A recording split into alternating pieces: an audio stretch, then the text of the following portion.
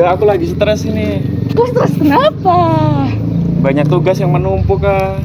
Aduh, tugas banyak kah? Iya. Baru selama ini kok kalau stres kok bikin apa jadi?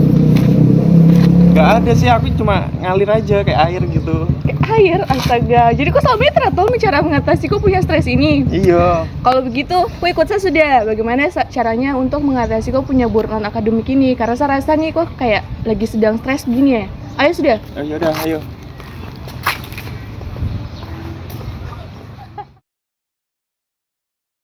Nah, tadi itu adalah salah satu contoh dari burnout akademik.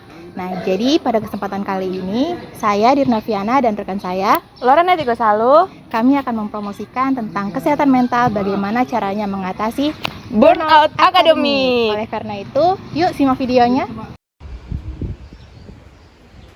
Guys, kamu tahu gak tidak? Apa sih itu stres akademik atau burnout akademik? Budi, kau tahu gak tidak?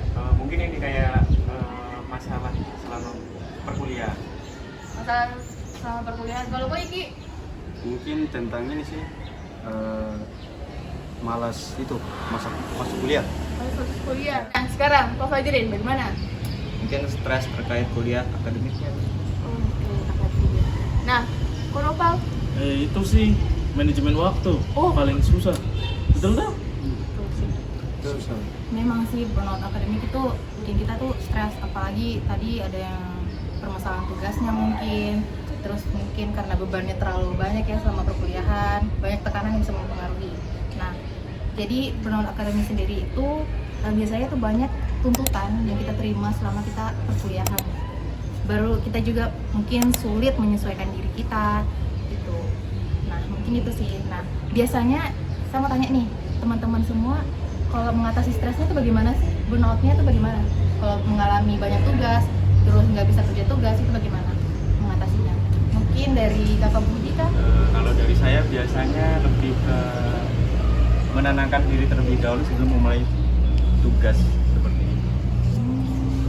Kalau kau Iki? Kalau saya sih mungkin sholat sih. Ibadah ya, Iya. ibadah paling utama. Menenangkan ini kan pikiran baru. Nah, terus Kak Fajrin gimana? Me time lah, entah refreshing di tempat wisata kah atau mungkin sholat. Nah, sekarang Nopal? Gampang sih sebenarnya, tinggal alihkan kita punya pikiran ke hal-hal yang kita sukai, hobi, main-main game, segala macam. Itu sih yang paling mudah. Oke. Nah, pasti teman-teman cuman satu atau dua doang ya yang dijalanin untuk mengatasi stres ya. Tapi sebenarnya banyak loh strategi ataupun tips-tips yang bisa dilakukan sama teman-teman untuk mengatasi namanya burnout akademik. Yang pertama, kita bisa mengatur waktu kita, manajemen waktu ataupun kita bisa manajemen tugas. Nah, dengan cara apa? Mungkin pertama ada teknik Pomodoro. Teman-teman mungkin sudah tidak asing atau mungkin ada yang masih belum tahu apa itu Pomodoro. Nah, Pomodoro itu kayak teknik kita bisa mengatur waktu 25 menit kita bekerja ataupun kita mengerjakan tugas, kemudian 5 menitnya istirahat. Nah, setelah 5 menitnya istirahat, itu kita bisa lanjut lagi 25 menit atau 30 menit, baru 5 menit lagi istirahat. Kita bisa atur timenya gitu. Entah kita bisa pakai aplikasi ataupun website gitu. Nah, kemudian kita bisa mengatur jadwal.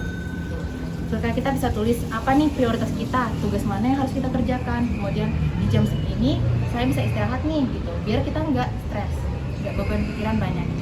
Nah, kemudian kita juga bisa mendapatkan namanya dukungan sosial. Bisa didapatkan dari mana? Ya pertama ada dari peran keluarga, kemudian ada teman-teman, sama juga kita bisa sharing sama dosen-dosen gitu.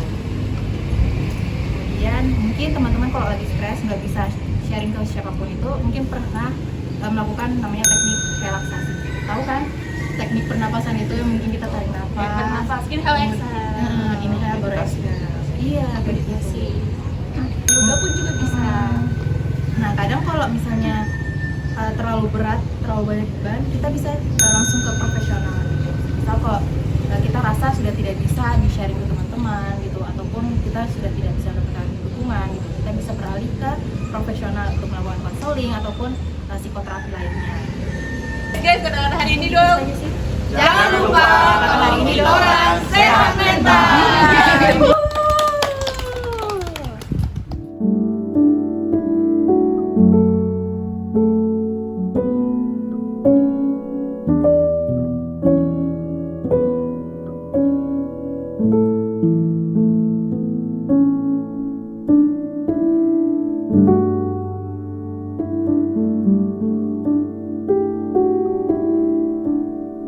Bye.